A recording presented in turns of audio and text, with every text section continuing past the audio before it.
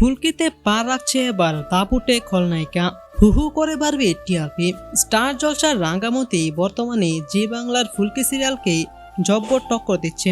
শুরু হওয়ার পর থেকেই কার্যত এই স্লটে ফুলকি ছিল ভারী। স্টার জলসার একটার পর একটা সিরিয়াল সরেছে ফুলকির জন্যই, কিন্তু এখন স্টার জলসার রাঙ্গামতি তীরন্দাজের কাছে স্লট হারানোর উপক্রম হয়েছে ফুলকির। তাই এবার গল্পে আসছে জমজমাট টুইস্ট।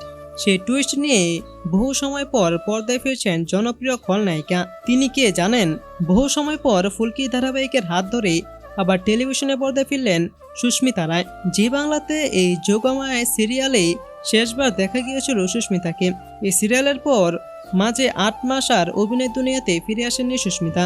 জি বাংলার হাত ধরেই আবার তিনি কাজের জগতে ফিরলেন। সম্প্রতি ফুলকি সিরিয়ালে প্রবেশ করার এই সুখবর জানিয়েছেন অভিনেত্রী।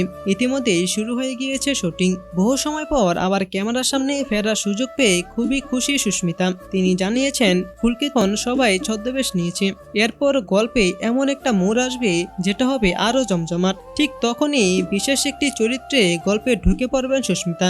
যদিও তার চরিত্রটি পজিটিভ হবে নাকি নেগেটিভ সেটা জানা যায়নি। শুধু ফুলকি নয়, আরো বেশ কিছু কাজের প্রস্তাব এসেছে তার হাতে, তাই অভিনেত্রী খুবই উৎসাহিত। ধারাবাহিকের পর্দায় নিয়মিত দেখা না গেলেও সুস্মিতাকে এতদিন সোশ্যাল মিডিয়াতেই নিয়মিতই দেখেছেন নেট নাগরিকরা।